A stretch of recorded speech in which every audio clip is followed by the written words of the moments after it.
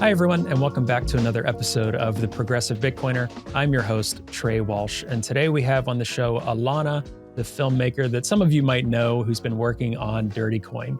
The movie and documentary are all about Bitcoin mining and flipping a lot of that narrative on its head in terms of talking about the benefits Bitcoin mining has in our world. And I was honored to be able to take a little clip at Stranded, one of her short films that's a bit of a precursor. Some of it's involved with Dirty Coin prior to this conversation. And man, she knows what she's doing and is a really talented filmmaker.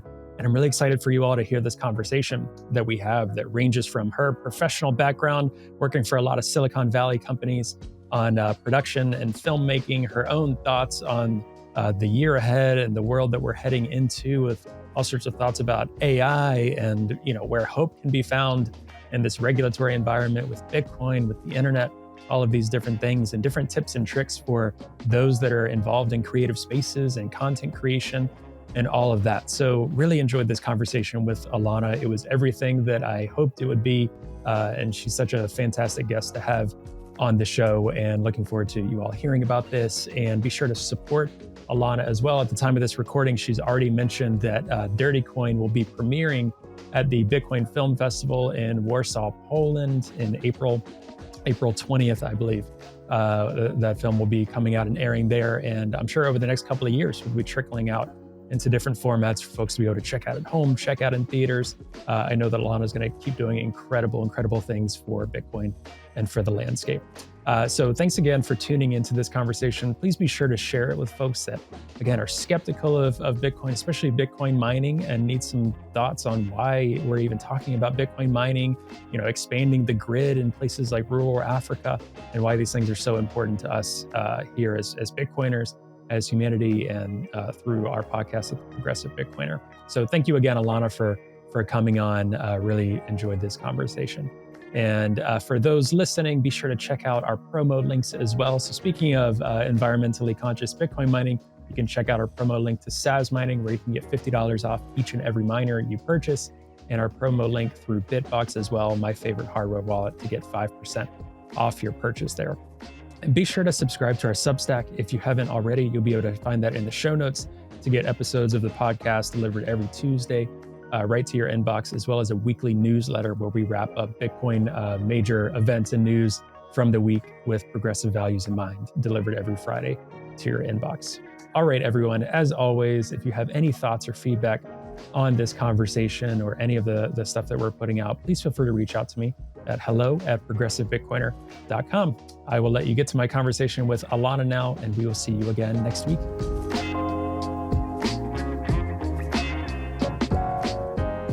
Hey, Alana, welcome to the Progressive Bitcoiner. How are you? Hi, Trey. Thank you for having me. Absolutely. Just a second ago, I said we should start recording because you and I have been chatting for a while.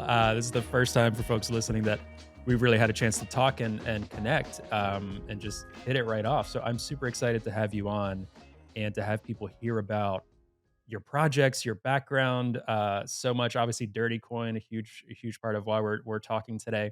But why don't you give folks a little background on who you are, what you do, what you like to focus on? I just actually finished updating my website and I found the title. It's producer, director, writer, founder, mother, and wife. It is That sounds always about hard. what we talked about just now. Yep. Yeah, that's it, and there's a lot to each of those things. And it's usually really hard for me to answer that question because I don't want to spend more than a minute, describing my background. And Right. sometimes I'll just go towards my professional background. I've had my production company for going on 13 years, worked at Google for 5 years, have produced content for 1 billion people, for the next billion users, current billion. I've produced documentaries all over the world. Dirty Coin was produced in 4 continents. I've raised money. I raised money for Dirty Coin. I'm an entrepreneur. I quit Google 2 years ago to go full-time entrepreneur, head of the family. My husband is a stay-at-home parent, and we homeschool our children. We live in Puerto Rico.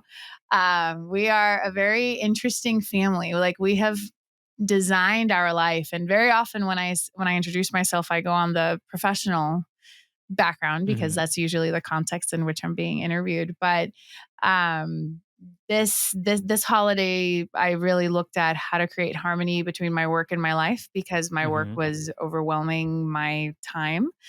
And I wasn't really seeing my family much. And Mm-hmm. so I can't promise them a lot more time, but I can promise them more intentional and being a mother. There's no replacing a mother.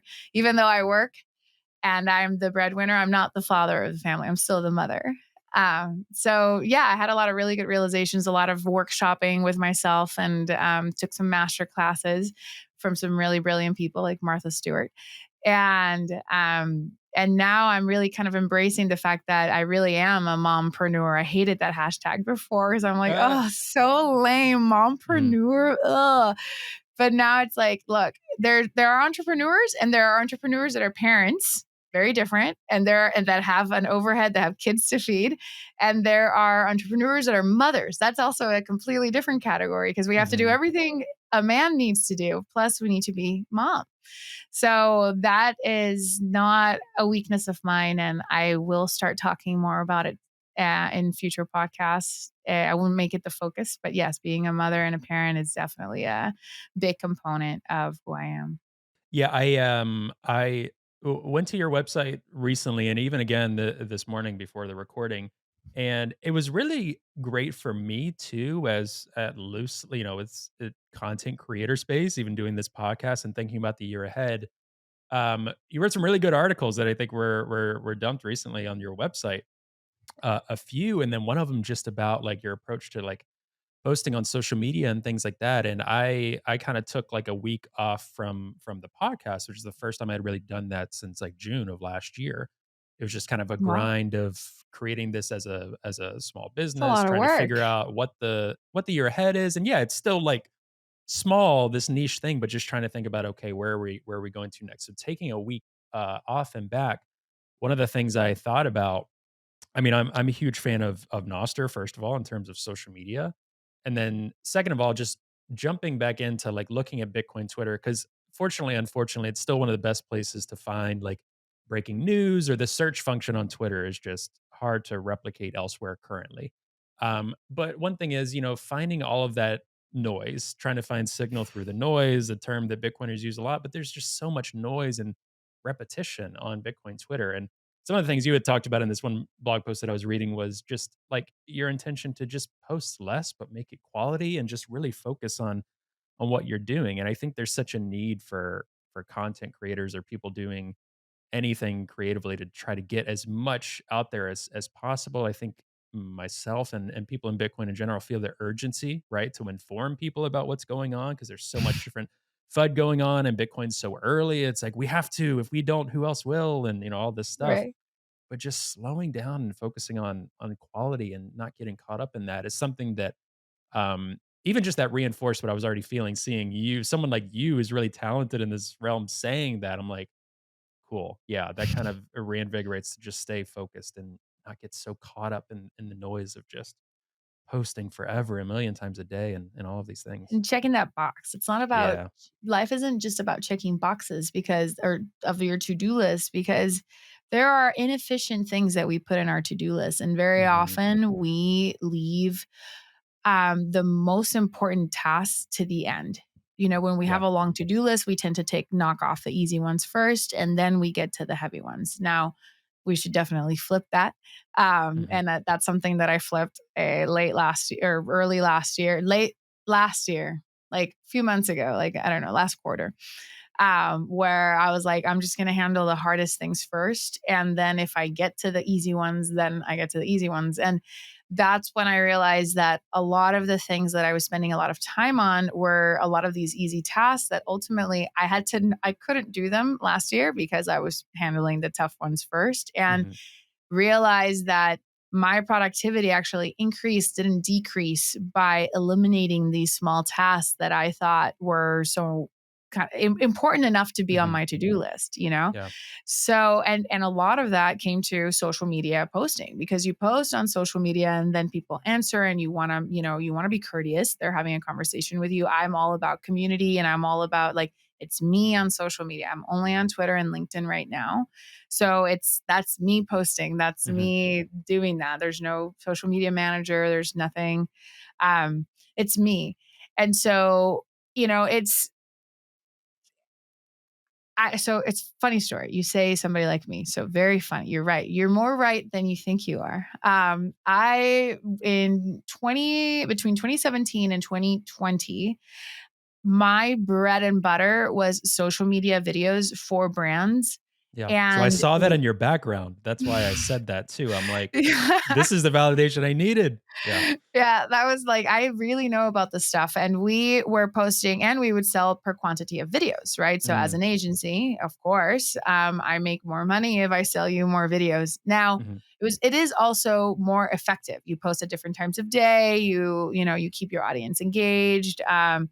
Especially Instagram. We were mostly on Instagram. So Instagram Mhm. has this like constant like flow of creation that needs to constantly be there. Why? Because that's how you get to open the app more frequently, right? That's Yeah. how that's how Facebook gets their time in with you.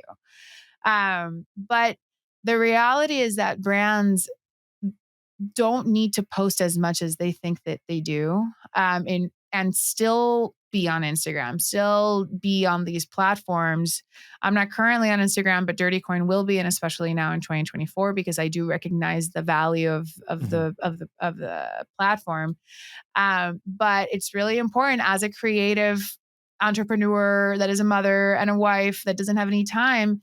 I got to eliminate the things that really don't bring that much value. And I did last Yeah. year. And I actually noticed higher productivity in the businesses, greater happiness at home, not posting about, also another thing, I also left Instagram and Facebook in 2021. So I've also been off already Instagram and Mhm. Facebook. This is really me just continuing the cutting off of things in my life that don't take me closer to my goals. Yeah, that makes a lot of sense. It sounds like 2021 was a big year for you as well, with Yeah. a couple of themes that we talked about. Yes, 2021. 2020 was fucking crazy for the Yeah. entire planet. I am a producer. I make money when I'm on set. I'm a director. I make money when Mhm. I'm on set. And I'm a director of photography. I make money when I'm on set. So in 2020, and my calendar is usually booked for 5 months in advance. Mhm. 2020 suddenly, boom, all of my productions were grounded, and I don't get paid if I don't show up on set, right? Yeah. That doesn't happen. And there's no video, there's no post production if we don't go on set. So all of my pipeline got dried up instantly. And I had to figure it out. And at the time I was still working at Google and I had quit. I was going to finish Next, which is actually happening soon. Mhm. Google Next, which is Google Cloud's like IO, Yep. their big conference. I was going to finish that next, and then that was going to be my last week at Google. And then the week before next, the lockdown happens. We were already like literally a week before a huge multi-$100,000 production day. So you can only imagine all the different people, all the different gear we were renting, the people we were hiring, Mhm. like all the different things that had to go down. And so I wasn't going to leave my boss alone with that like Yeah. headache. And I was like, all right, so I'll stay to ease this out and then I'll leave.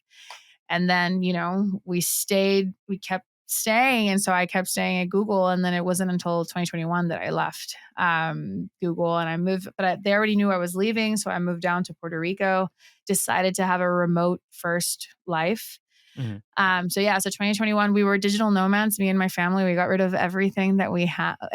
I told the kids, you can keep anything you want as long as you can carry it. You have Yeah, yeah. 2 suitcases. I don't want to tell you have to get rid of everything. You can keep whatever you can carry. Mhm. And so we did that for 8 months, and every 2 weeks we would move to a different place, and that was an incredible experience. And yeah, all of that happened in 2021. It was a really um, intense year to get me ready mentally and physically to be fully confident in my ability to keep my family afloat and my businesses afloat, my employees paid, Hmm. everybody fucking paid.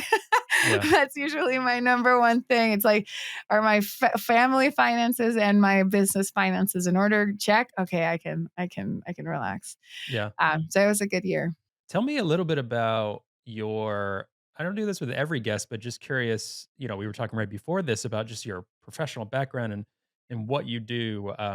You're so goddamn good at it. I think. So I had the privilege of seeing Stranded. I didn't go out to an event, but you let me view it before our conversation, and I watched it the other night. And it's Stranded, the kind of short film. Can you tell me a little bit about like Stranded fitting into Dirty Coin? Is it kind of like a precursor, like a little trailer? It's about what, 16, 17 minutes, and what you pack into 16, 17 minutes, regardless of Bitcoin mining, is just fantastic content and education Mhm. and so well done. And I just really enjoyed it and can't wait for more people to see it. Can't wait for more people to see Dirty Coin. But talk a little bit about the connection between those two things. And then I want to ask about your Bitcoin journey. So Dirty Coin, we recorded for a year and a half, almost 2 years. Well, no, no, almost 2 years. No, a year and a half, because we're almost 2 years is the full production of the Hmm. film. Um, and so I have a lot of content, a lot of incredible content that not everything is going to make it into Dirty Coin. So we Yeah. were already editing Dirty Coin, and just picking out content and seeing, like, I already had the story line kind of roughly in my mind for Dirty Coin at the Hmm. time, and I still do. Obviously, now it's Yeah. much more. Now it has just changed a little bit. I had that refined, but there was this story about energy poverty that I didn't really think about when I first started Dirty Coin. I knew a little bit about energy poverty, but more from the viewpoint of upgrading our grids. I Hmm. live in Puerto Rico right now. We have a very old, unstable, unreliable, inefficient grid that is currently being worked on. So it's not all bad, but it is a problem. And there's a lot of places like us in the United States and in many developed countries where the grid is failing. And having an injection of capital and a player like Bitcoin miners coming into the space are a solution for that problem in some locations, not in every Hmm. location, but in some locations. In some locations, they're like the best solution, like the Right. only solution for that problem, and which is great. And so I had never really thought about what about when you don't have any electricity at all. You've never had access to electricity, and suddenly you have access to electricity because of a Bitcoin miner moving into a space and buying up, making the microgrid at your site profitable so Hmm. that the microgrid operator doesn't need to rely on shark loans to stand up their business, and so that they can profitably expand and move on and create new microgrids and increase the electrical infrastructure profitably, Hmm. which is something that third world countries very often have a problem doing. And I understand why. There's no demand for the electricity either. These people and these villages, they've never had it, so they don't have refrigerators that need to be connected. They don't have their fans, or they don't have these things, so there's no Hmm. demand. And so there's lack of demand and there's too much supply. So, after filming in Malawi and going through all of that footage, going through all of the interviews, talking to Eric, getting to really see what's happening there and understand, I felt like I wasn't sure if Dirty Coin was going to be able to have a space where we could just focus on just energy poverty. I Hmm. am obviously putting it into Dirty Coin, so Dirty Coin is going to have some of that. But I wanted a story that was not even about, like, just not Dirty Coin, not connected to Bitcoin in that way. That story that you're expecting, I Hmm. wanted to give you a story that you weren't expecting, because it's a use case that is so life changing to be able to have a portable demand on energy, which is what Bitcoin mining is. It's a portable demand on energy. Hmm. So if you have a location that has too much wasted or stranded electricity, that Bitcoin mining can come and consume that electricity at the source, like where it's being produced, where the energy is, whether it's energy from a dam, energy from solar panels, energy from Mm, wherever it is that is turning energy into electricity and is wasting it. Bitcoin miners can come in and they can eat that up. And what that means, I mean, that for a solar panel company, it means that they can be profitable and then they can, you know, more easily get a loan from a bank to start that. I mean, the dynamics and the financials of mining and electricity they're so intertwined, they're so interesting. So I also wanted to so that's one of the reasons. I wanted it to give this story its own moment where it's not a chapter in a bigger story, but it is the core of the story. This mhm, is the story. Like the story arc is about this, not about Bitcoin mining, right? Dirty Coin is more broad. Bitcoin, what is Bitcoin? What is Bitcoin mining? Where is it at today? Stranded is just about this particular village in Malawi and how Bitcoin mining is able to everything I just said, demand on electricity is mhm, there. And then the other reason why I decided to do it was because I wanted to have a proof of concept that this was interesting for the world. I was talking to people, different producers, different studios, and they were telling me, I got turned down by a couple of studios that said, we're already producing a crypto movie. We're already producing a Doge documentary. We're already producing this other crypto right, NFT documentary. right. And I was like, the thing is that this isn't another crypto documentary. This is a documentary about energy, electricity, high powered computing. This is a documentary about the footprint of our digital lives in the physical world. Like this, Mhm, and we're looking at Bitcoin, but and the effect that this internet lifestyle that we now have, whether it's computer, whether it's Facebook, whether it's AI, whether it's Bitcoin, will require computers that are the cloud. And those computers are going to consume a lot of electricity and it's only going to continue to grow. And we need mhm, to be smart about what this means so that we can have meaningful conversations.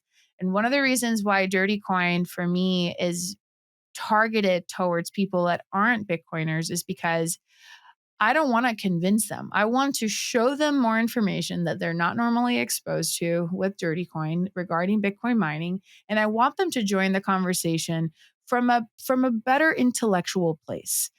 They don't need to agree. There's always going to be critics, and I think that that's mhm, important. It's important for humanity to have the doubters and the people that are like no, like prodding and examining and trying to prove something wrong. I think that's fantastic. I think that's great. But we need more people in the Bitcoin bubble so that we can expand this conversation because just saying that Bitcoin is bad for the environment is such an ignorant statement, considering considering the amount of information that you don't know regarding data centers, regarding how much electricity Bitcoin actually consumes in comparison to other industries. mhm. It's just a very intellectually weak statement. And I want people, smart people, to at least argue against Bitcoin a little bit more intelligently and not with these really superficial headline driven arguments that really have no depth. Gosh, you said so much there. I mean, one thing that I really appreciated about Stranded, one of the million things, was that, I don't know how long it took before Bitcoin was mentioned. Maybe at least 7 to 10 minutes. I mean, a lot of it was I'm happy opening you it, and noticed that. you mentioned Eric, and for folks listening, a lot of you will know, but those that don't, she's talking about gridless and kind of their work in Africa, expanding the grid there. And what you're talking about is just basics of understanding these things that most people do not understand. I did not understand. It took me a good Me year neither. to understand after getting into Bitcoin. So the nuance here, but I mean, it opens up, and you're showing like a village in Africa that has electricity and these like this data center, and it happens to be a Bitcoin mining data center. But I think focusing on what it's producing and then having Bitcoin be that answer is just flipping that narrative on its head that more people are starting to do. And then on the flip side, we're still so early because unfortunately, a lot of the most popular content, I mean, I've seen it on this show. I'm sure Peter has seen it with what Bitcoin did. Like, there's certain things that crypto and Bitcoin is categorized as. If you talk about finance, number go up, how much you'll get rich, that is going to get the most clicks right now, still to this day. At some point, and what we're trying to do, and I kind of know what shows or what thoughts, or just in general in the content creation market will get more hits.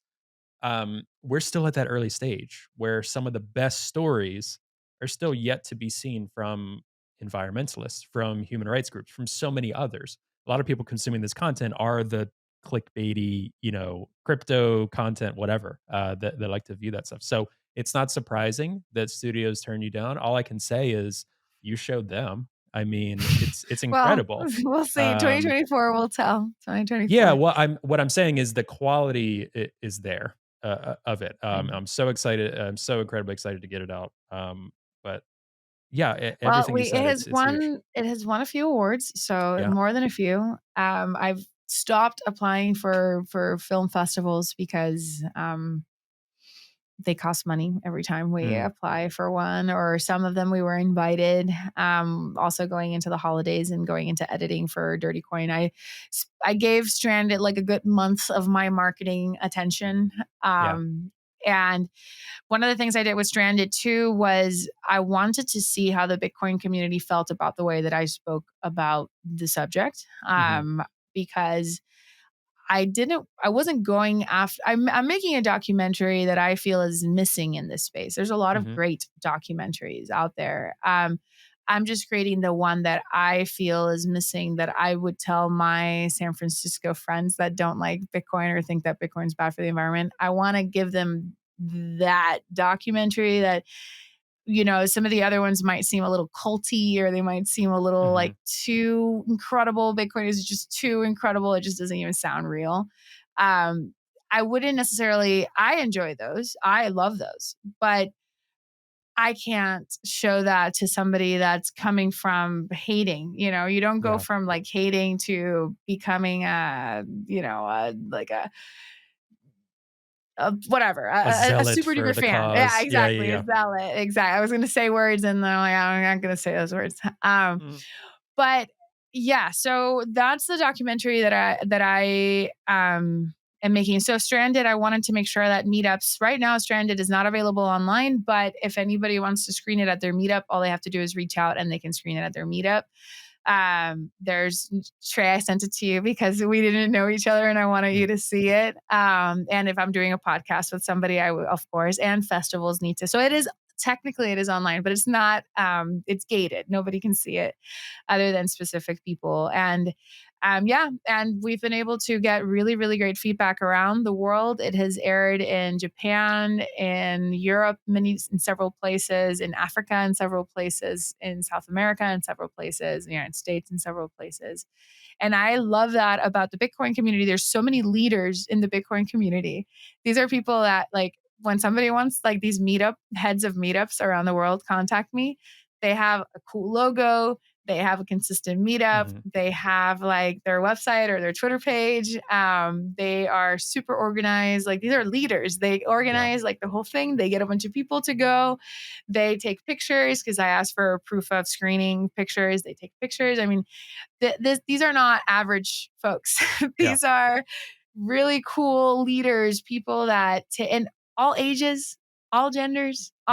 all walks of life, but all like I get chills actually because they're all like somehow they're a leader. They're just Yeah. somebody that wants to take charge and can see things through. They take charge and they take it to completion, which is not something that a lot of people are capable of Yeah, and it's always or a side do. hustle. These are not like full-time Bitcoin company people, very rare. I mean, conferences, yes, sometimes, but it's always Sure. people, this is their, they have a day job. They're just like, somebody could be an Uber driver, someone else can be like a football coach, someone else can be like a lawyer. Like, these are Yeah. it's their side gig. They're just really passionate. So it's also like, that what they're putting into it is not for a paycheck. It's like they're just really passionate about it, so they can't help but wanna do everything they can for that meetup. I totally have seen Yeah. that.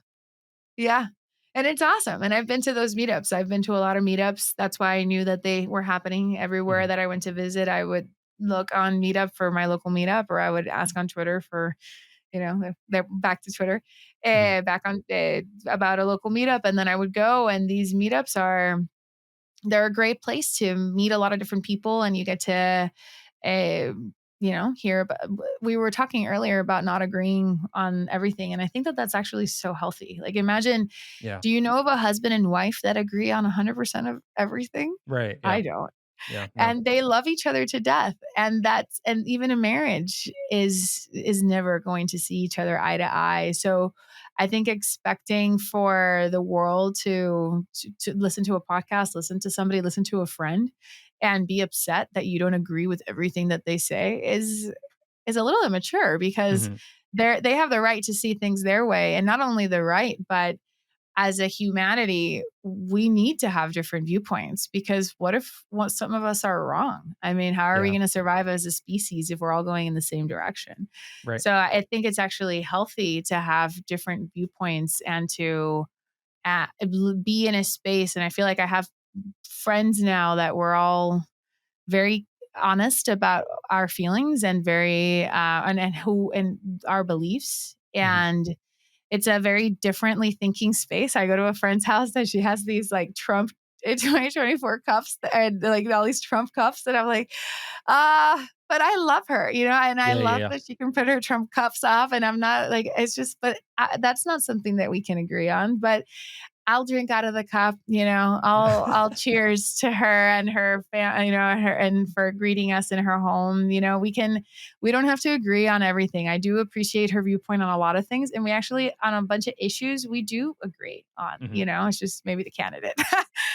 This episode of The Progressive Bitcoiner is brought to you by Zeus. Zeus is a self custodial Bitcoin wallet for Android and iOS. The app features a built in Lightning node that allows you to take full control of how you make payments on chain and on Lightning. You can easily onboard to the Lightning network and let Zeus's Lightning service provider, Olympus, do all the heavy lifting for you. Or you can get more hands on and curate your own Lightning channels with whoever you transact with most. Zeus has best in class privacy and allows you to have great peace of mind when sending and receiving Lightning payments. Not only does the Zeus team not want to know how you're using your money, but they're building things in a way that they can't know. There's also a first of its kind Lightning address that will allow you to receive payments 24/7 to your mobile wallet self custodially. This is a great solution for a range of people. For those who just want to have the technical ability to set up their own infrastructure, to nomads and dissidents that need to accept donations on the move. Other Lightning wallets don't give the users this level of control. In fact, many of them operate more like bank accounts that can be revoked and ultimately lead to you losing your money. With Zeus, you're in full control of your private keys and therefore can start to take full control of your financial destiny. To learn more and to learn where to download, head to ZeusLN.com.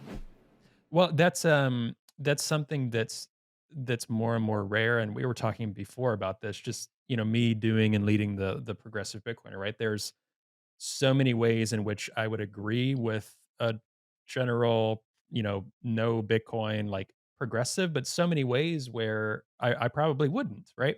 And maybe would be viewed as like, oh, you're not with us on XYZ or something like that, right? But the important thing is, like, I think Bitcoiners know this, I think in general, some Bitcoiners, but I'd say most Bitcoiners, like you're in the minority of either group, whether it's right leaning or left leaning in the United States, which we polarize everything in the US. And hearing from we have a lot of global listeners too. I'd say like 65% of our audience is US based, 65, 70%, depending on the episode. And a good 35% or so are around the world, Bitcoiners, just enjoying a guest or something like that, which I think is so cool because this concept of progressive is so US based, but it's important to talk about that FUD. But you're in the minority, like maybe 5% of either extreme if you have independent views, if you're able to just listen and be open. And I really, really hope that I think the height of this, in my opinion, was like probably 2020, 2021 with like, okay, everyone has to agree on XYZ topic. Like, how do you feel on this? How do you feel on this? That dictates what political party you're in or what value set you have. My hope is every year that goes by, we get more engaged with critical thinking and more engaged with just like, what do you think about this? Like, understanding you have variety of backgrounds, your gender, your religion, your ethnicity, your own education, all of this informs that. But we're still so stuck in that mindset. Like, wait, Trey said that? That's not progressive. Or Trey said that? That's not what a Bitcoiner should say. Or Trey said that. That's not what someone with his background said. Whatever. Who cares? It's really hard to do that. But in general, talking with Bitcoiners, especially Bitcoiners at meetups, understand that. But we need to not underestimate a lot of the world is still stuck in that cycle. So, tying it back to your film, I think this helps break through that. I really do, in huge ways. I hope so. I mean, I don't think that people that think that Bitcoin is bad are bad or dumb or anything. They're just, Mhm, a friend of mine just sent me a film that they were working on, and it's a subject that I know nothing about, and they have spent like the last 3 years like digging into. And mhm, the, while I was working on Bitcoin mining, like I was doing the same amount of work and digging, except for, Bitcoin mining companies, mhm, energy, and, electricity providers around the world, all these different. So, of course, I didn't know about that. Of course, he doesn't know about Bitcoin mining because most people just know headline deep. That's it. mhm, Bitcoin mining is banned in so and so country because it's bad for the environment. Bitcoin consumes as much as X amount of houses. Bitcoin is bad for the environment. Ban Bitcoin, change the code. That's the headline deep.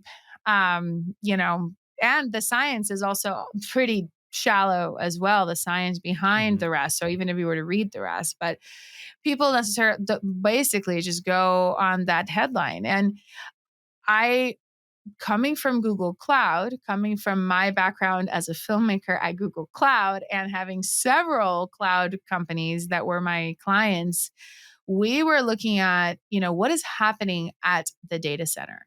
mhm, The data center is not sexy. Code is not sexy. It is mhm, not sexy. To software, it really isn't sexy. Yeah, some has very beautiful UI, and then it's, sexy UI. But the software, it's just, it's what that software enables. It's mhm, what it does. It's 10,000 songs in your pocket, right? What Steve Jobs says. It's not mhm, a little thing with a button that does it is running. It is a healthier lifestyle. It is you working with music on, like it's listening to a podcast. It's getting smarter. It's getting, it's not about the hardware itself. So I had been focusing on because I couldn't focus on the hardware, because the hardware is just literally a computer. The video would be mhm. very boring. It would literally be a computer doing nothing that you can't Yep. see from the outside.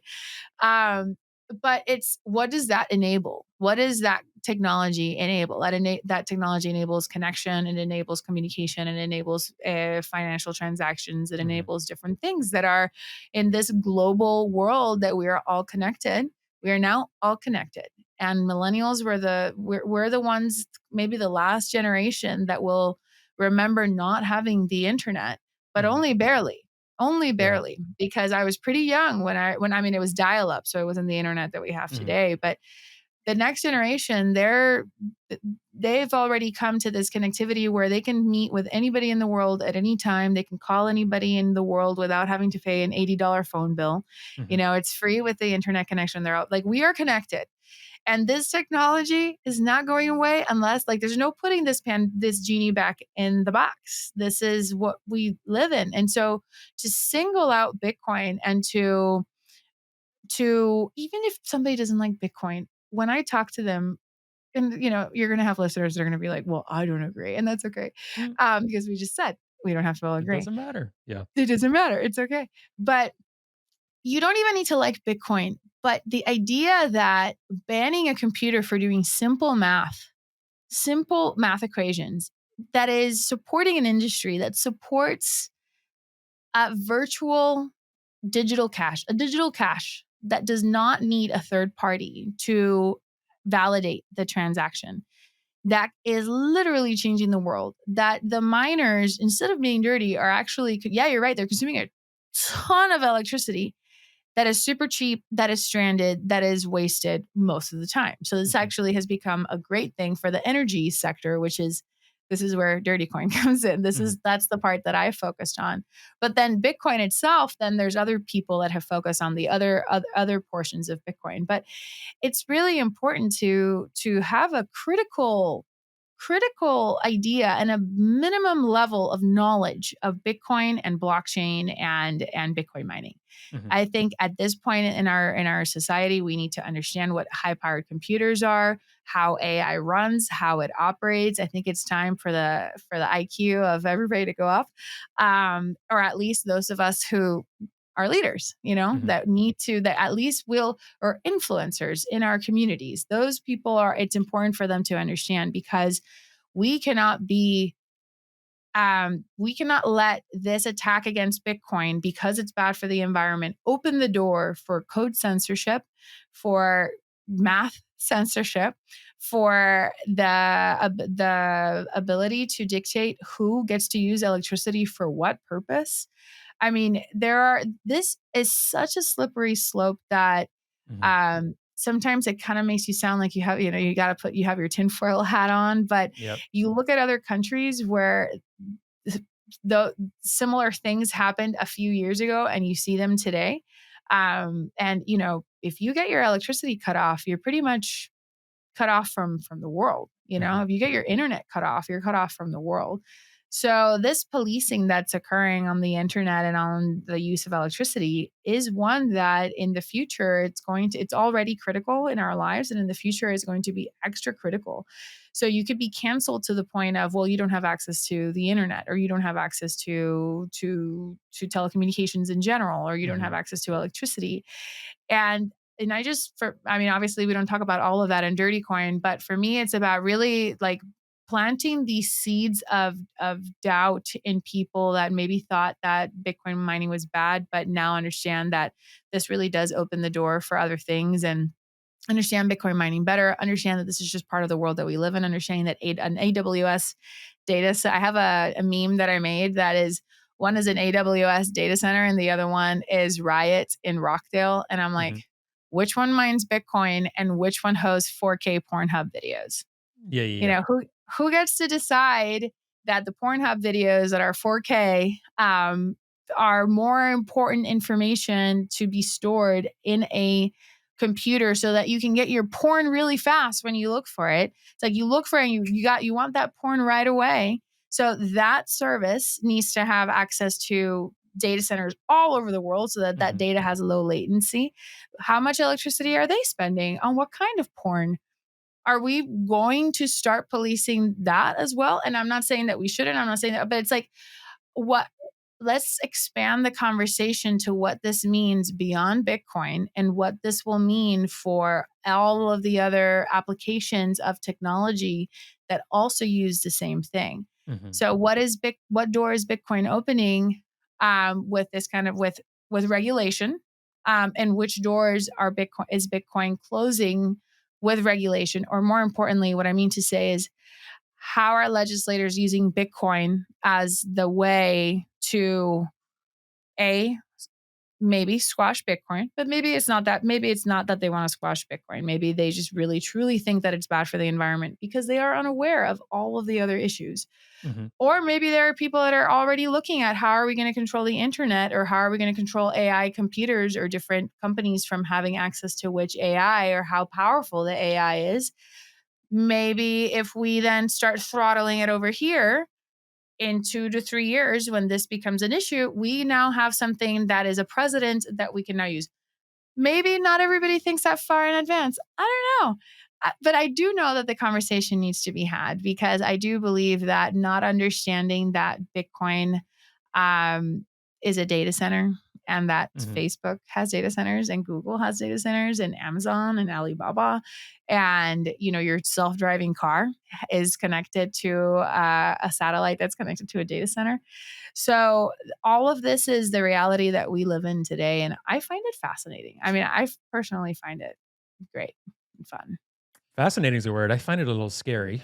Yeah, Um, I think but that's a good word too. it's fascinating too. And I think, in general, this is not I think this is irregardless of political party. And I think those that, speaking to progressives, and I was just telling you about our kind of target audience of those that were tapped into like Occupy Wall Street, those that have been tapped into these systems of like the 1%, the 99, just being worried about kind of these ruling class parties.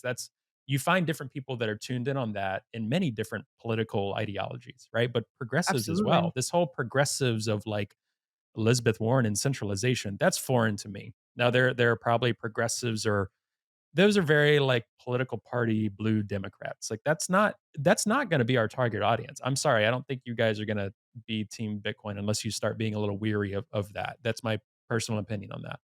But I will say in general, we are just trending more and more in that direction of centralization on a lot of things.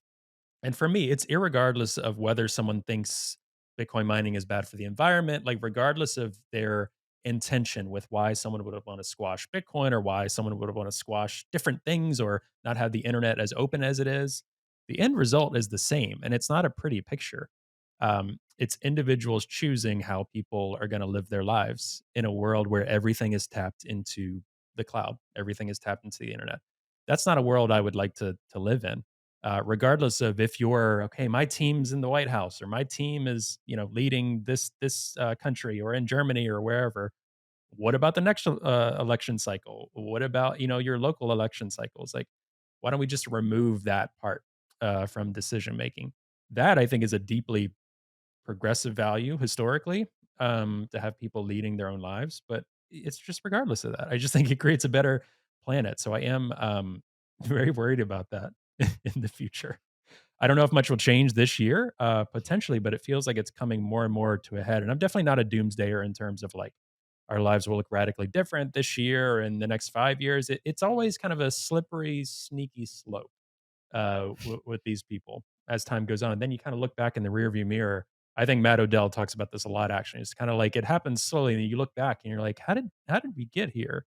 Oh, okay. It's all of these different points. Like Bitcoiners love to talk Yes. about the end of the gold standard, right? That was 71 to today. It's still unraveling. You know what I mean? That was a long time. Like there were some drastic things that happened in the 70s, but you look back and you're like, okay, that's how we're here now, and this is how it's still happening. But anyway, I mean, I will say that, it doesn't matter who's in the White House, or if your team or not is in the White House, who's leading the CIA and the FBI, and mhm, who's in those organizations, and how much power are we giving them? yeah, And that's and the something that, NSA and the tech companies, yeah, yeah, how much power are we giving them? And we don't need to have microphones set up in every corner of town, which is like when we look at the future being, Big Brother, we would visualize these like hidden microphones and these like hidden cameras, but we have the microphones right here, and most mhm, of us have it like right next to us at all times. And I'll have conversations with people where, they'll say like, "Oh, we're outside, we're private, like we're alone, like, oh, we can finally talk or whatever." And I'm mhm, like, "Do you have your phone on you?" yep, We're not alone. We're and that is an interesting place to be in, to feel that. I mean, what is it? The Cypherpunk Manifesto says privacy is not secrecy. mhm, And if I'm wrong, I'm sorry, but it's something basically I get to choose which parts of me I reveal to the world. yeah, When I put on clothing, I get to decide which parts of me I reveal to the world. As a woman, I decide if I'm going to have a cleavage, if I'm going to basically give that part to my world, mhm, of my world, to the people, right? And if they see it, I put it there, right? If that's something that I have decided to put up. But if I want to cover up, that's also my choice. I get to decide how much of my body I get to show to the world, and the rest is private. The rest is mhm. mine. That's my thing. That's my husband's. That's my personal space. Well, it's not my husband's, but he enjoys it. But you know what I mean. Yeah, yeah, Um, but for when it comes to communicating online, and same thing, like with my kids, I don't talk about everything with my husband in front of my kids. I decide what they listen and what they don't. That is, in my opinion, an important thing, mhm, to be able to keep some certain things private. And we are in a situation where, because all of our communication and all of our transactions are digital and online, then all of them can be traced in a way that we haven't been traced before. mhm, And not just that, but the IoT devices that we have in our homes as well, those are also being used against people in the court. And mhm, I mean, a Citizen M, I think is the name of the documentary on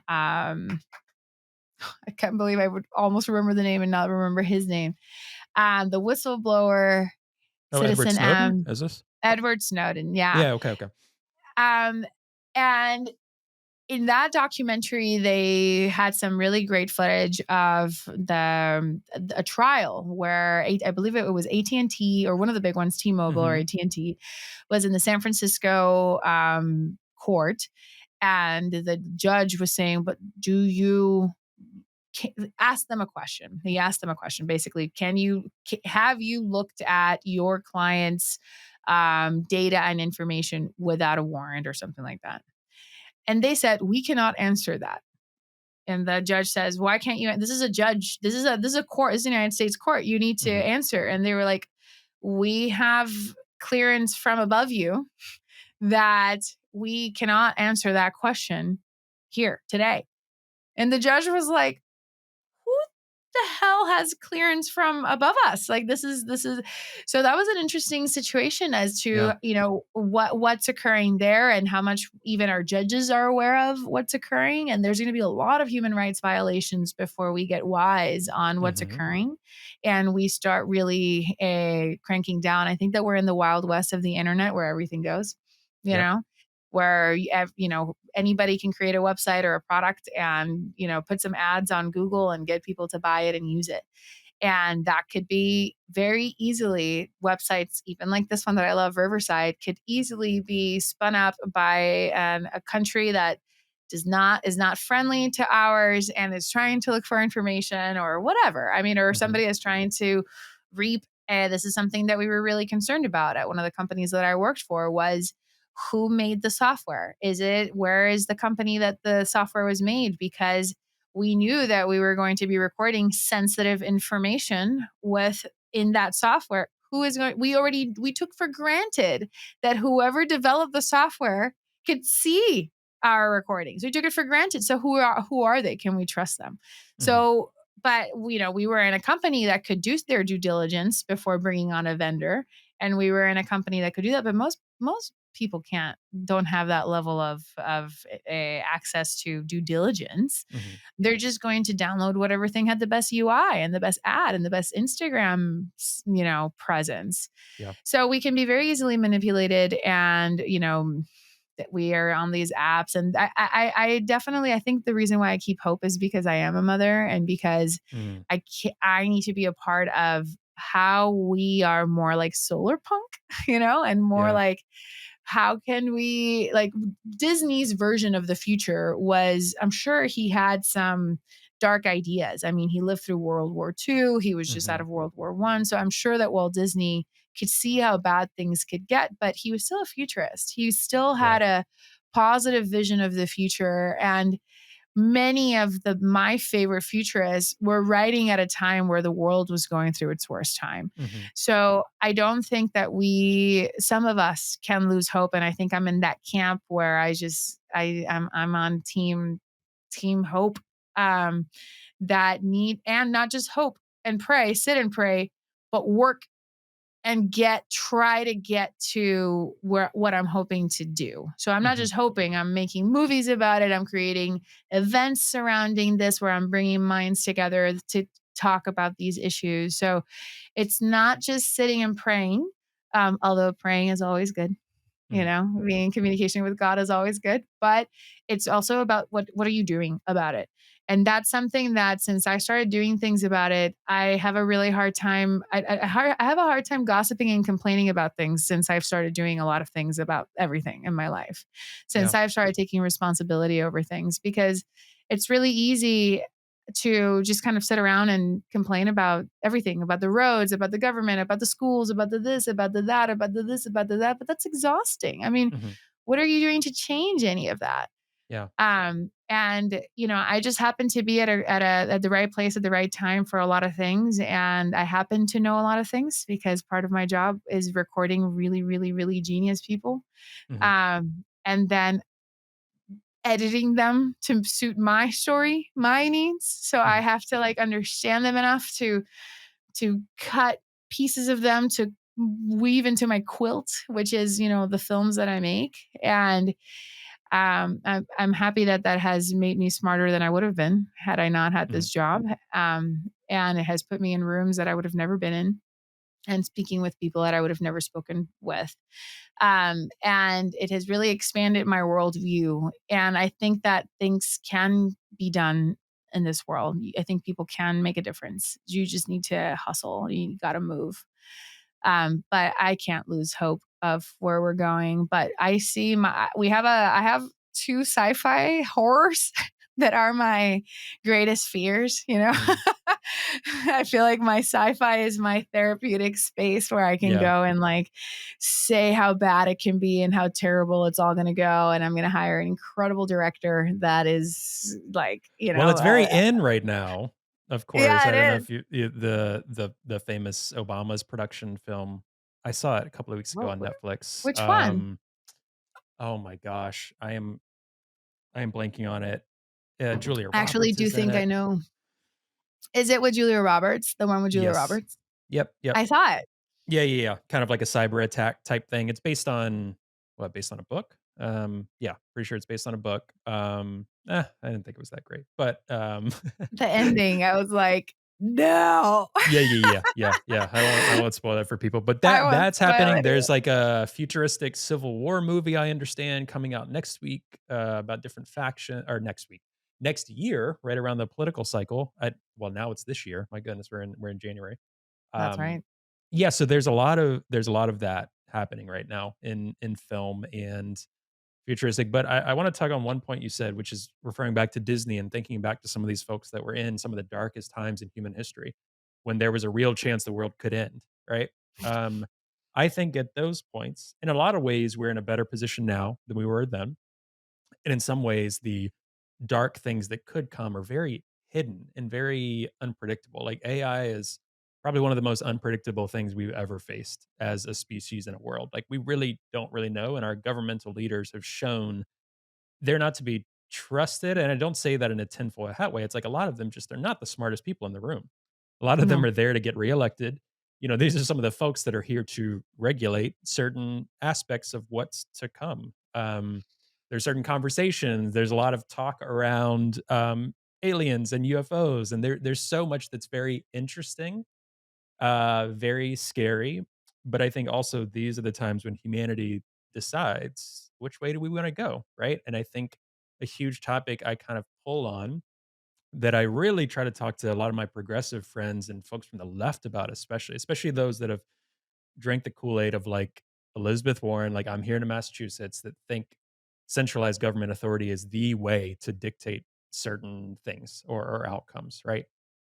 There's a lot of different types of progressives. I am not one that really focuses on that. I'm a lot more into collective action, local action, you know, human movements, not necessarily a top-down government movement, which is a bit newer for progressives to rally behind now, I guess. I don't know with Elizabeth Warren.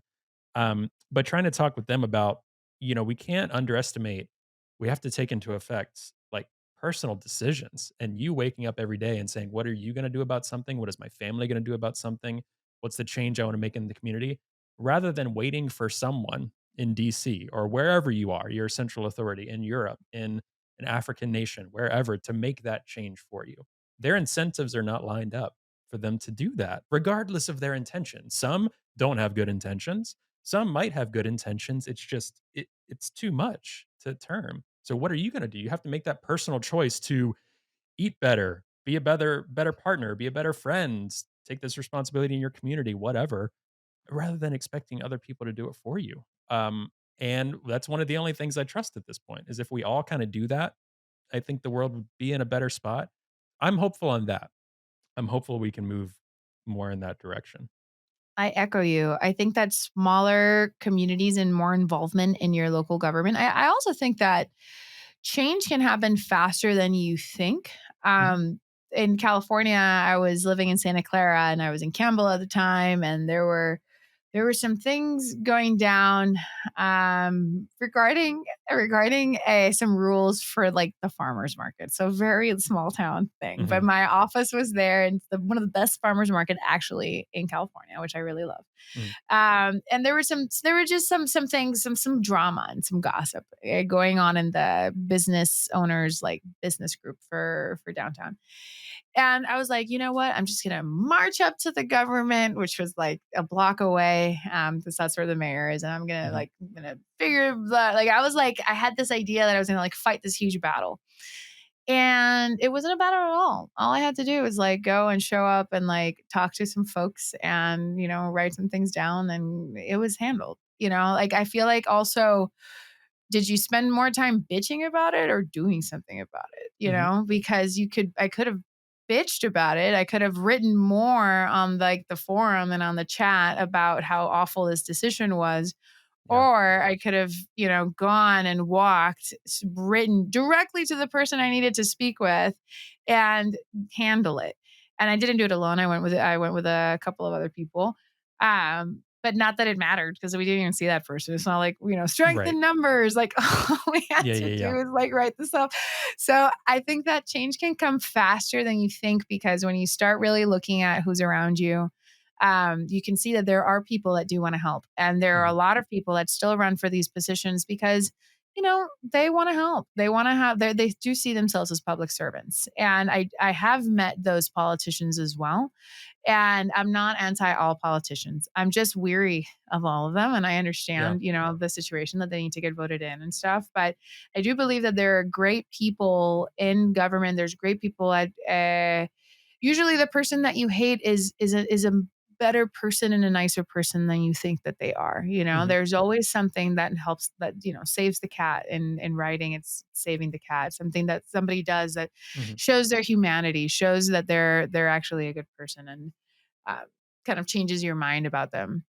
So I don't know. I think it's important to always keep an open mind. Critical thinking, I completely agree with you, Trey. Critical thinking is the one thing that we should all agree Hmm. Yeah. on. Is Yeah. the fact that we can all agree to think more, and to be more um, eh, open to listening to other viewpoints, Hmm. because other viewpoints, that's not just your time to like, okay, now I'm going to, again, something I tell my kids, to just pretend to listen to your brother, like actually listen to them. Hmm. Because I'm like, listen to what he's saying. It's like, okay, it's like you're Yeah. not listening. Like, listen, like actually listen to what they're saying, internalize it, see if maybe you should stop doing that because it annoys the shit out of him, Hmm. instead of just, well, he's a jerk, and then, well, she's a jerk, and then da da da da da da. It's like children, but I'm Hmm. teaching my children to be better communicators. So, because I've noticed that becoming a better communicator doesn't come with time. It comes with training. It comes with Yeah. understanding and learning and reading and observing other people, how they communicate. And that's an important skill that you also need to consciously work on. Some of the best communicators that I know have worked a lot on their communication skills. They've either done courses, or they've done Toastmasters, or they've read books, or they practice, or they just inevitably practice because they're giving speeches or doing podcasts all the Hmm. time. So that inevitably gives you the practice. And that is how you get better at something. And if you're not intentional in wanting to communicate better, you're not, it's not going to just, you're going to get better as you get older. And that's what I've noticed with my kids. Of course, language increases, but the ability to listen, internalize, like like really have understand how that communication, what it means to communicate, to get your idea across to somebody, into their minds, and what it means to then acknowledge to somebody that you receive that. So all of these different things, if you don't teach them, I don't think they're natural, because I've met a lot of adults that don't, a lot of old people that also don't know that. So, Hmm. this is something that we need to be, we're never done learning, and we're never done becoming better, and I think that that's part of the fun of life. Hi, everyone. Hope you're enjoying the episode. Today's episode is brought to you by Bitbox. Now, Bitbox is a hardware wallet that's open source, incredibly secure and easy to use, and it's what I'm using to safely secure my Bitcoin in cold storage. Now, I know self custodying Bitcoin can really be intimidating, but Bitbox is designed for ease of use without compromising on security. It's USB-C compatible and allows you to easily back up and restore your private keys with a micro SD card, which is really cool.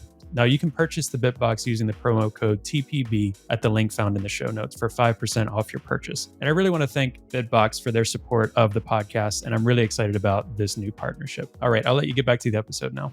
And for those thinking while you're listening to this podcast, how did we get on all of these topics? How did we? It makes perfect sense to me because, and I kind of figured this, even not knowing too much about you before this conversation, like looking at and researching what I could, watching the film, just coming at the world from a filmmaker's perspective and with your background, obviously it's about telling stories. Obviously it's about tapping into the human condition.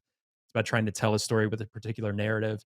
It's about Bitcoin, which once you're in Bitcoin for a while, you realize that means a million different things. So all of this Exactly. makes perfect sense that we're talking about all of these things. But one thing I will say too, this theme ties into everything with Stranded and with Dirty Coin and with telling this story about Bitcoin in general, because one thing that Bitcoin does and getting into Bitcoin, a lot of people I think get into Bitcoin because they first see that there's a problem, right? So I think one of the first things people have to address is coming to a place where they do see a problem with it, whether it's the financial system, whether it's okay, are for me looking at things from an environmentalist perspective as well.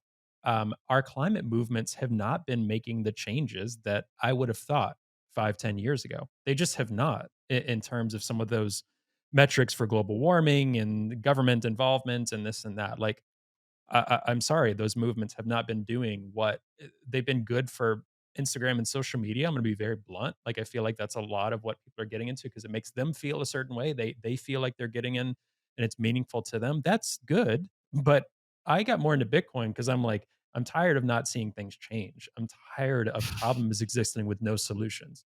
Now, Bitcoin does not fix everything. Like we're talking about politics and AI and all this other stuff. That is not a solution that Bitcoin fixes.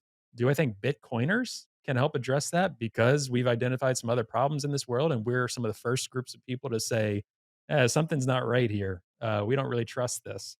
Yeah, I think we're some folks that can lead on more than just Bitcoin. Are there some Bitcoiners that go a little too far? Yeah, probably. So, let's try to find a happy medium and make some changes. But sometimes they're not wrong. Usually history tells with this.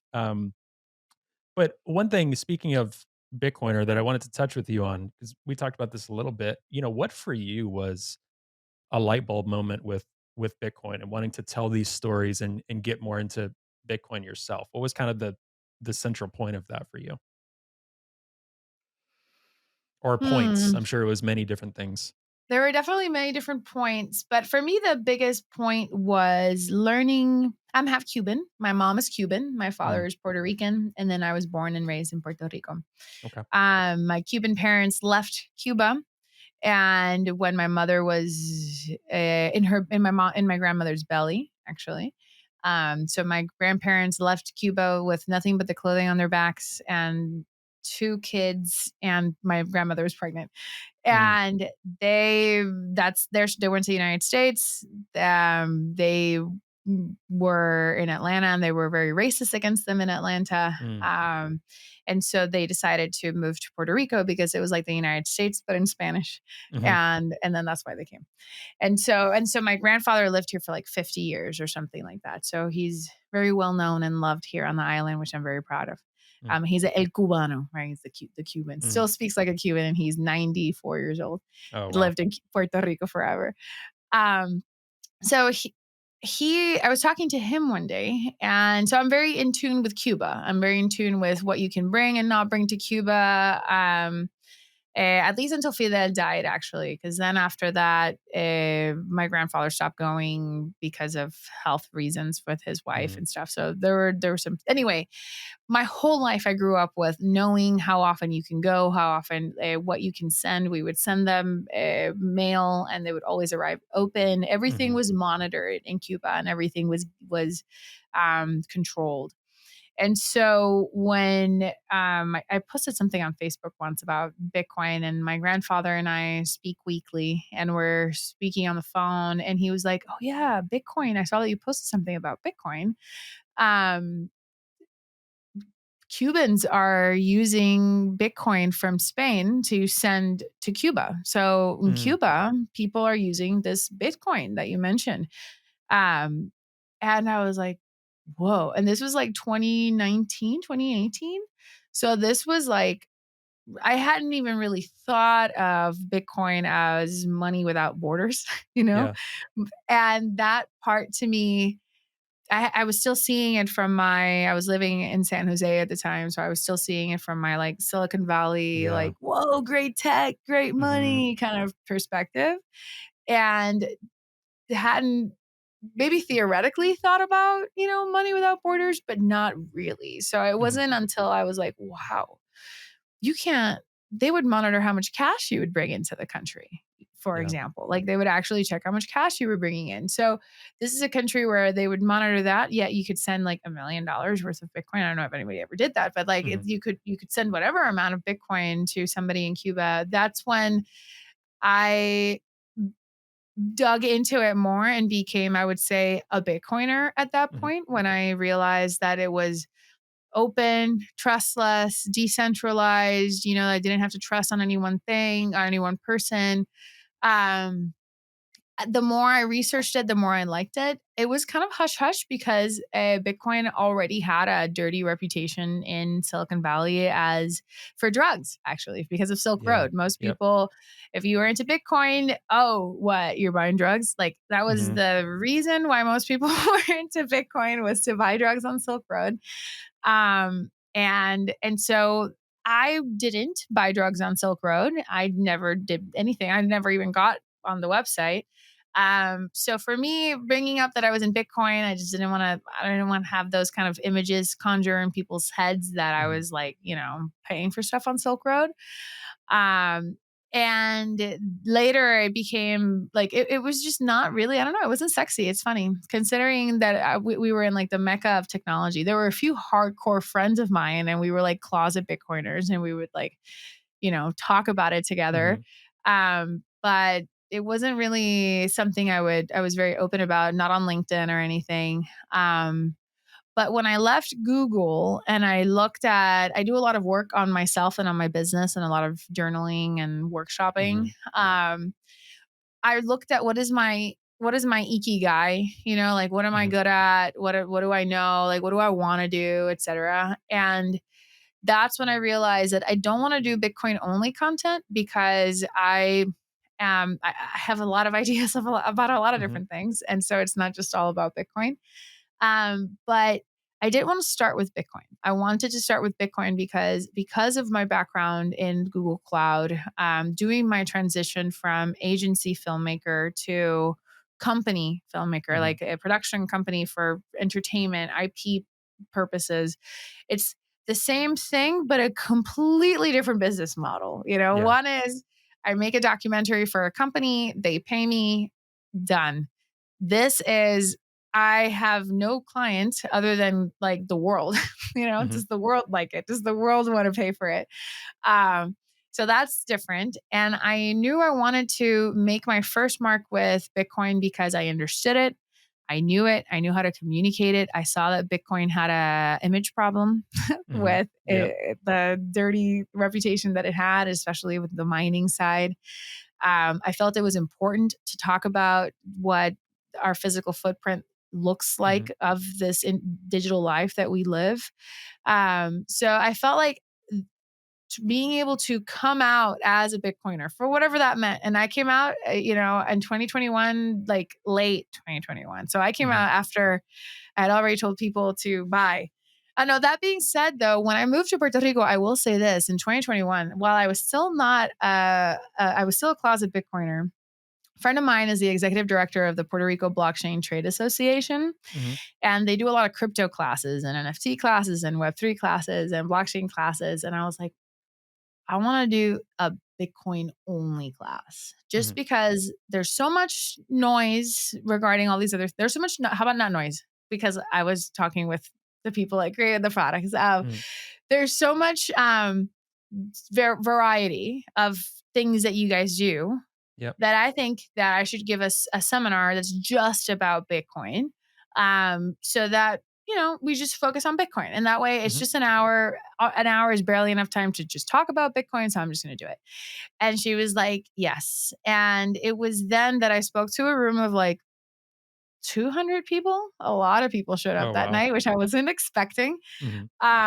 And I got to talk to them about Bitcoin in Spanish. I did that presentation in Spanish and I did a whole presentation there. And I had a couple folks come up to me after and talk to me about like, how do I accept Bitcoin in my business? Because for me, it was more like, if you earn your Bitcoin, then that's kind of better in a Mhm. way, because you don't have to buy it, and if you can earn your Bitcoin, you're not putting your dollars at stake. If you still believe in your precious dollars over anything else, then keep your precious dollars. Why don't you do a side gig? If you're interested in Bitcoin, do a side gig, bill in Bitcoin.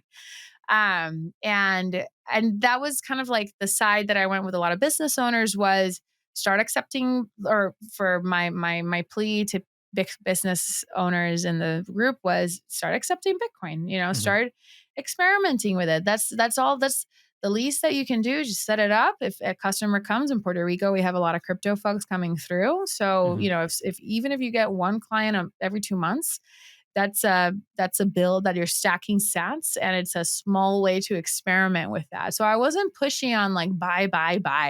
I was Mhm. pushy on like use, see how it works, Yeah. like get involved, like get a wallet, send some Bitcoin from one wallet to another wallet that you own both, Mhm. like work with that kind of stuff. And that's where I realized that I had a good way of orange pilling people, but because my intention is never to orange pill anybody. Like I Yeah. always want people to, my intention is to show the different ways that they could possibly use Bitcoin. And if people are excited about incorporating it, I definitely don't regret incorporating it to my business. It's going to be a core. It already is a core of Filmkik. And now that it's divided into three, Bitcoin is going to be a way that we operate across all three.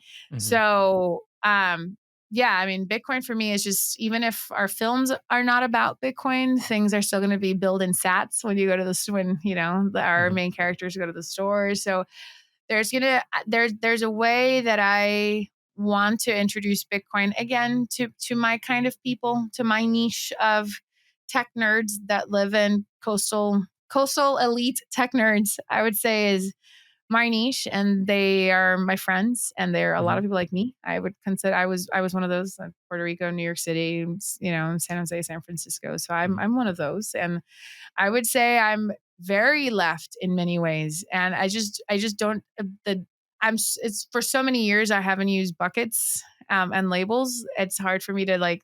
It's like, of course I agree with the left. Of course I agree with the right on that. Of course I Mhm. agree with these people on that. There's always, every side has something really fascinating to. That's what makes them survive for as long as Yeah. they do, is that they do have these core truths that appeal to a large number of people. Yeah. But anyway, I'm rambling now. I decided that you need, it's, okay, one more little rant. You want to get rid of ego. You want to get rid of ego. But as an artist, you need the ego, because Right. nobody needs another movie. Nobody needs another anything. Mhm. Another movie, another show, another podcast. Nobody Another needs that. podcast? Yeah. Yeah, nobody needs it. Nobody wakes up thinking like, I need this or I'll die. Like, it's Mhm. not an important, vital thing. Yet you as a creator need to have enough, in order to get that done, you need to have enough ego to think, no, it needs to get done. And it Mhm. needs to be me that does it this way, because I'm going to do it this way. And for the people that I'm making this for, they're going to appreciate it this way. And that is what I'm doing. And it requires ego to get up to that place, because if you really just go no ego, you just stop creating. And there have been points in my life where I have kind of reached that point of really good spiritual feeling of like, I don't need to do anything for my ego, and just like a lot of great places. But it's funny because then I've noticed that my creativity and my productivity has actually gone down during that, because I'm just so Hmm. calm. Yeah. It's so like nothing needs to happen, and I'm just going to focus on these other tasks of the business. And I don't actually, I can't be a director that way. I can't put my Mm. foot down when it's like, no, it has to be red because I see it red and in my mind it's red and it just has to be red. I'm sorry, guys. It has to be red. Yeah.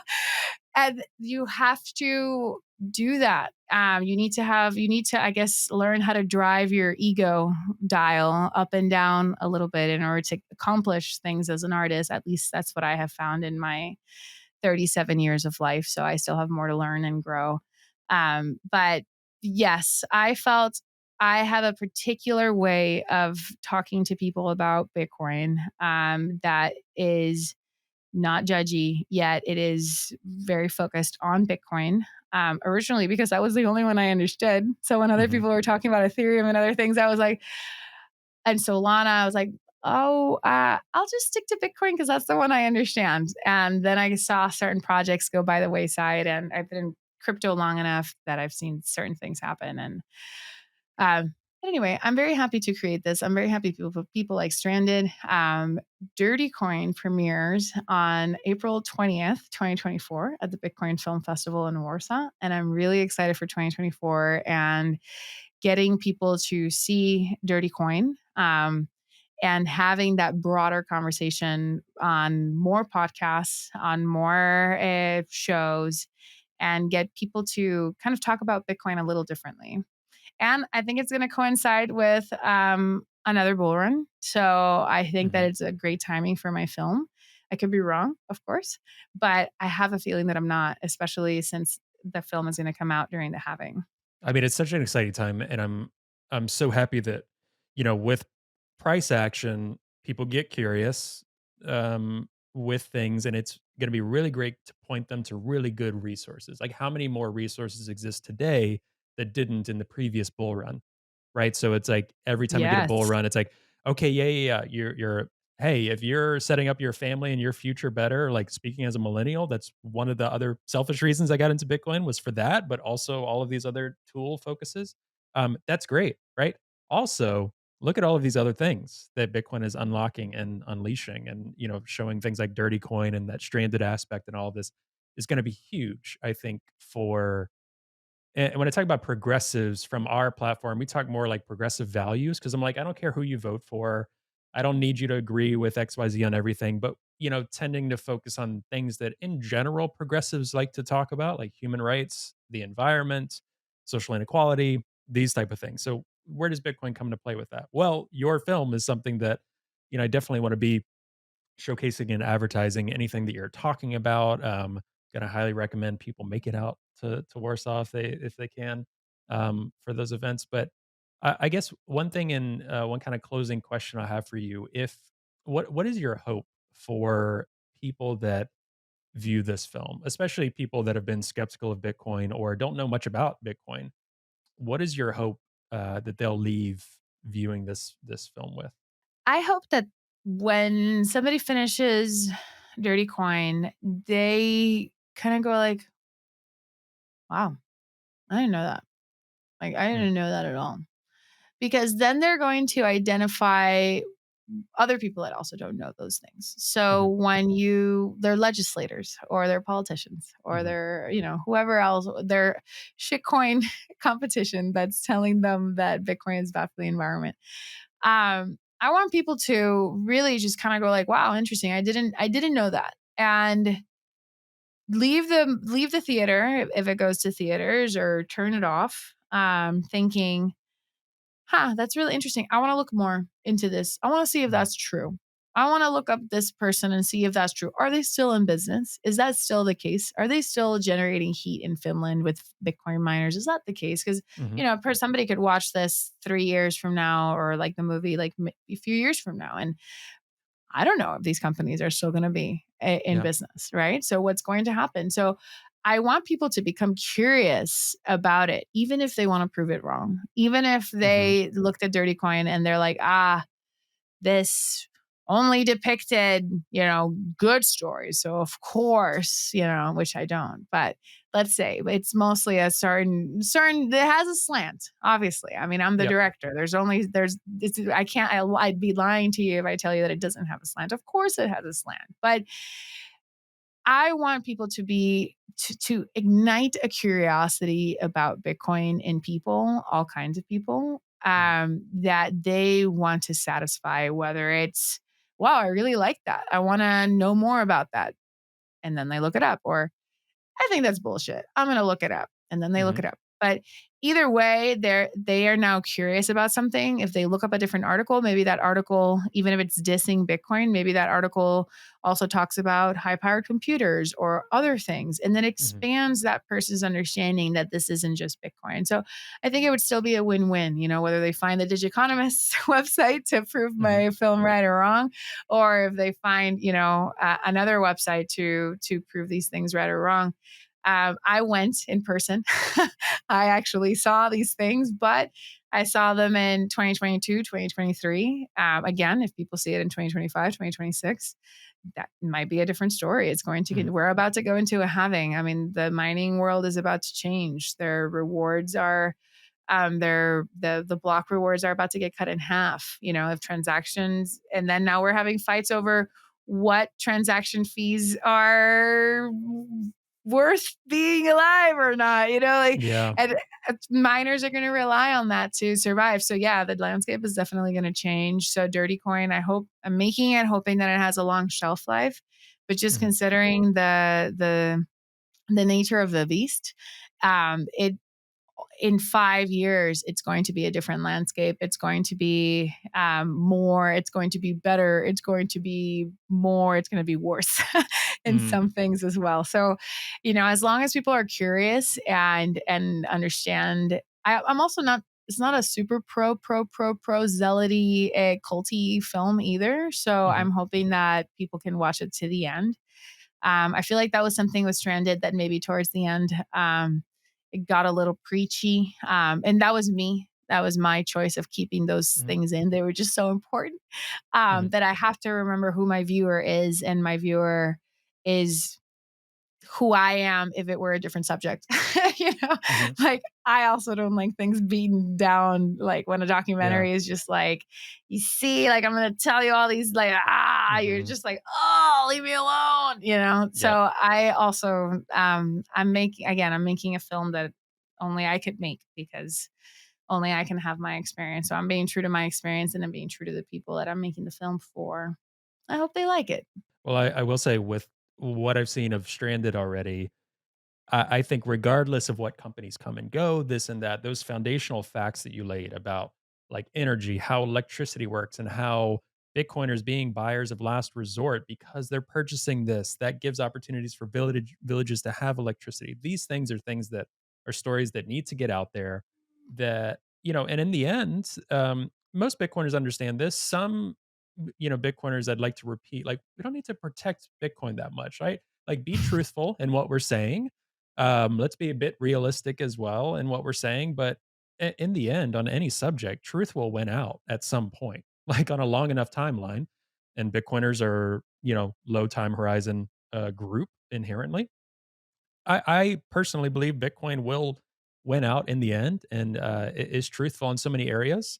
So let's just let the facts speak for themselves in the end. And if they're proven wrong in certain aspects, they're proven wrong because we're trying to seek truth and what's best for humanity on all of these topics. And I think that's one of the things I see in your film is like you're interested in telling a story. And Hmm. I wouldn't say specifically maybe like an investigative journalist, but there are some components to that. So you're like, let's see what's happening on the ground. Right. And let's paint a narrative of that isn't being told right now. And I'm sure if there was an opposite narrative, I'm sure your brain might be scratching to say, what about the other side of that? So I think I can definitely see that in your work. But I cannot wait for this to be released and out in the world Thank and you, to Trey. see what else you do. I'm thrilled that we got to talk today and connect. I know we'll be in touch. I'm such a huge fan um, of you. I think a lot of people are going to really enjoy this conversation and the different areas it went, whether it's just they need some creative inspiration. They want to learn more about Bitcoin and your work. So thank you so much for coming on and doing this conversation. Thank you. I felt so at ease that I kind of forgot that we were doing a podcast and I was just having a conversation with you and I rambled quite a bit, a few parts, but that's another thing. Then you watch your own podcast and you're like, oh my God. So you do get better with each one. So I appreciate you giving me the opportunity to get better, but I just felt so natural and so comfortable that I just felt like we were just chilling at your living room, because that's Yeah. the one that I'm looking at. So, No, that's but great. yeah, you were great. Very, very comfortable conversation. And I hope that, people that watch the podcast, if they watched it all the way to the end, oh my God, write an apple or something, like some kind of fruit, just to know if you got all the way to the end. But my message to your audience is that curiosity is such a good thing. And it's important to, uh, if you're always going to agree, like with Bitcoin and Bitcoiners, it really does become an echo chamber, because Mhm. there is a lot of the same truth that we're all saying. We all see the same things, and there's certain things that are true, and then we all kind of sound the same because we're all looking at the same thing. So it all is like that thing. But Mhm. there are going to be things that people are going to have different opinions on. And in the last couple of months, what you see on Bitcoin Twitter is very different than what you see in the real world. Yeah. When you are really with Bitcoiners and you're at the meetups and you're talking with the mining companies and you're talking with the wallet companies and you're talking with the people that have actually made Bitcoin their life, um, the conversations are much more civil. Mhm. They're a lot less, this person needs to be cast off from the world. So curiosity keeps us challenging what we hear and what we see, and it prevents us from sounding the same. And so I applaud anybody that is curious in either direction. Like, if Mhm. curious for whatever it is that they're looking for, I think that, curiosity is excellent. And if they're watching your podcast, they have to have some kind of curious element to them that makes them want to dig into this subject. And I am very grateful that you've given me the opportunity to kind of give you a little bit of my world. Of course. Well, thank you so much. I know we'll be in touch, and we'll be here to help and support in any way that we can. Thank you. Thank you. Awesome. Thanks, Alana. Thank you. Bye.